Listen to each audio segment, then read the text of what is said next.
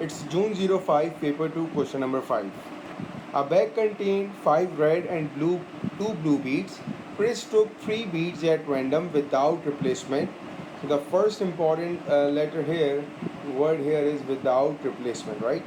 That means कि अब हमारा sample space change होने वाला है. The probability tree shows the possible outcomes and their probabilities. Write down the value of P, Q and R. तो आपको पहले P, Q और R निकालना हो क्या रहा है. First of all, हमारे पास जो रेड की पॉसिबिलिटी थी इट्स 5/7 और ब्लू की हमारे पास है 2/7. अगर मैं रेड के बाद एक और रेड निकालूंगा सो इट विल बी 5 के बजाय यहाँ पर 4 होने वाला है और 7 के बजाय हमारे पास 6 होने वाला है. So it's 4/6. Keep in mind कि हम कभी भी पी डायग्राम पर इसको सॉल्व नहीं करते.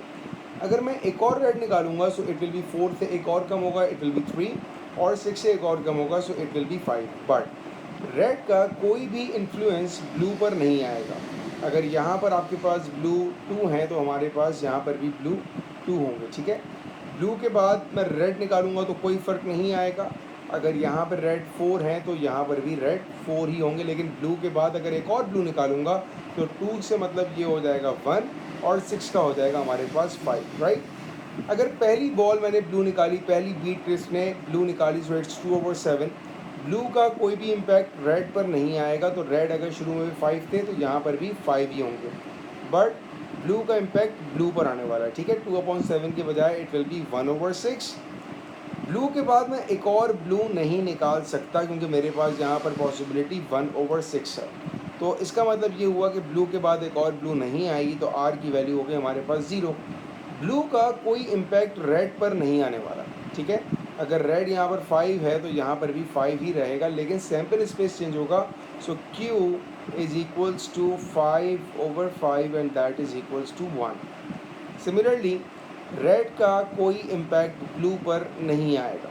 तो यहाँ पर रेड अगर 5/6 और ब्लू 1/6 है तो रेड का इम्पैक्ट ब्लू पर नहीं आएगा. सो P विल बी 1/5. तो ये आपके पास आ गई पी क्यू आर की values. 2 part A 3 red beads were taken. तो अगर पहली रेड बीड होगी इट विल बी 5/7, दूसरी रेड बीड होगी इट विल बी 4/6 और तीसरी रेड बीड होगी it will be 3/5.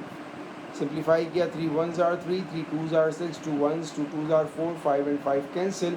So the answer is 2/7. That is your first part. Second, the red bead is the first bead was red, that means this one. The second was blue. After red it's blue, this one. And the third is red, this one. So that is your highlighted region. इसका मतलब ये हुआ पहला 5/7 and then 2/6 and then 4/5. 5 and 5 cancel, 2 1s are 2, 2 3s are 6. So the answer is 4/21. Alright, part C. 2 of the beads were red and the one was blue. अब यहाँ पर कोई भी ऑर्डर नहीं है. ठीक है ना. 2 बीड रेड हो और एक ब्लू हो. इसका मतलब ये हुआ कि रेड रेड ब्लू भी हो सकता है. ठीक है. रेड ब्लू रेड भी हो सकता है. 2 बीड्स रेड होनी चाहिए और एक ब्लू होनी चाहिए. तो अगर मैं टी डायग्राम पे देखूँ तो रेड रेड ब्लू रेड और ब्लू रेड रेड. तो हमारे पास जो तीसरी पॉसिबिलिटी है that will be blue red red. ये 3 केसेस है. हमें पता है कि हमारे पास केसेस को ऐड करते हैं. तो रेड, पहला रेड हो इसकी पॉसिबिलिटी 5/7 है. दूसरा भी रेड हो इट विल बी 4/6 और तीसरा ब्लू हो इट्स 2/5 प्लस. पहला रेड 5/7, दूसरा ब्लू 2/6 और तीसरा red 4/5 plus.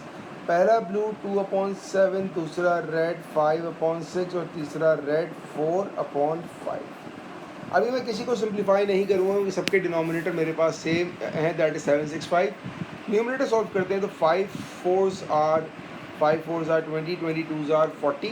So it will be 40 divided by 7 6 and 5. सो मैं ऐसे ही लिख रहा हूँ 7 6 and 5 plus 5 2s are 10, 4s are 40 divided by 7 6 5. ये मल्टीप्लाई है. ठीक है. 7 6 5 plus 2 5s are 10, 10 4s are 40 into 7 into 6 into 5.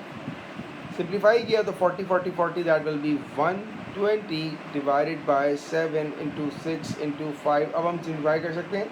6 1s are 6, 6 20s are 5 1s are 5, 5 4s are.